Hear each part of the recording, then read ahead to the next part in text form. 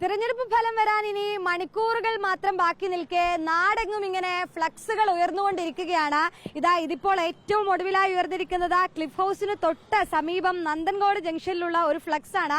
V D സതീശനായി ഇങ്ങനെ വലിയൊരു flex board തന്നെ കാണാം. പട നയിച്ചവൻ നാട് നയിക്കും, നിലപാടിന്റെ രാജകുമാരന് അഭിവാദ്യങ്ങൾ. ഇതാണ് ഈ ഫ്ലക്സ് ബോർഡിൽ പറഞ്ഞിട്ടുള്ളത്.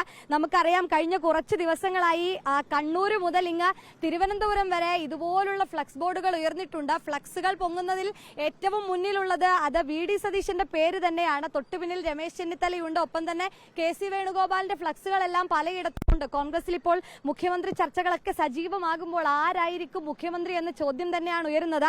പ്രധാനമായും ഈ ക്ലിഫ് ഹൌസിന് തൊട്ട് സമീപം നേരത്തെ ഇരിക്കൂറിലെല്ലാം നമ്മൾ നിയുക്ത മുഖ്യമന്ത്രിക്ക് ആശംസകൾ ഏകിക്കൊണ്ടൊക്കെയുള്ള ഫ്ലക്സ് ബോർഡുകൾ കണ്ടതാണ്. ക്ലിഫ് ഹൌസിന് തൊട്ടടുത്തായി ഇത്തരമൊരു ഫ്ലക്സ് ബോർഡ് വരുമ്പോൾ അതിനും ഒരു പ്രത്യേകതയുണ്ട്. സ്വാഭാവികമായും UDF അധികാരത്തിൽ വരുമ്പോൾ കോൺഗ്രസിന്റെ മുഖ്യമന്ത്രിയായി വി ഡി സതീശൻ ഈ ക്ലിഫ് ഹൌസിലേക്ക് ഇതുവഴി പോകുമോ എന്നുള്ളത് തന്നെയാണ് അറിയേണ്ടത്. അങ്ങനെ ഈ നേതാക്കന്മാരെല്ലാം ഈ മുഖ്യമന്ത്രി ചർച്ചകളിൽ നിന്നും പിൻവാങ്ങിയിട്ടുണ്ടെങ്കിൽ പോലും ഇപ്പോൾ ഫ്ലക്സുകളാണ് ഈ ചർച്ച ഇങ്ങനെ ഏറ്റെടുത്തിരിക്കുന്നത്. ഒപ്പം തന്നെ സമൂഹ മാധ്യമങ്ങളിലെല്ലാം ചർച്ചയാവുകയും ചെയ്തിട്ടുണ്ട്. അങ്ങനെ ഒരു ഫ്ലക്സ് ബോർഡ് ഇവിടെയും പൊങ്ങിയിട്ടുണ്ട്. എല്ലായിടത്തും അങ്ങനെ തന്നെയാണ്.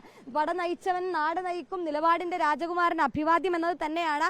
ഏതായാലും ഇനി മണിക്കൂറുകൾ മാത്രമാണ് ഈ ഫലം അറിയാനുള്ളത്. അപ്പോൾ നമുക്കറിയാം, നമുക്ക് നോക്കാം ആര് ഭരിക്കും, ആര് നയിക്കും എന്നുള്ള കാര്യം. അതിനി ഒരുപക്ഷെ ജനങ്ങൾക്ക് കുറച്ച് മണിക്കൂറുകൾ മാത്രം കാത്തുനിന്നാൽ മതിയാകുമെന്നുള്ളതാണ്. ഏതായാലും നാടെങ്ങും ഇങ്ങനെ ഫ്ലക്സ് ബോർഡുകൾ ഉയരുന്നുണ്ട്. ഇപ്പോൾ വി ഡി സതീശനായി ക്ലിഫ് ഹൌസിന് തൊട്ട് സമീപവും ഫ്ലക്സ് ബോർഡ് ഉയർന്നിട്ടുണ്ട്.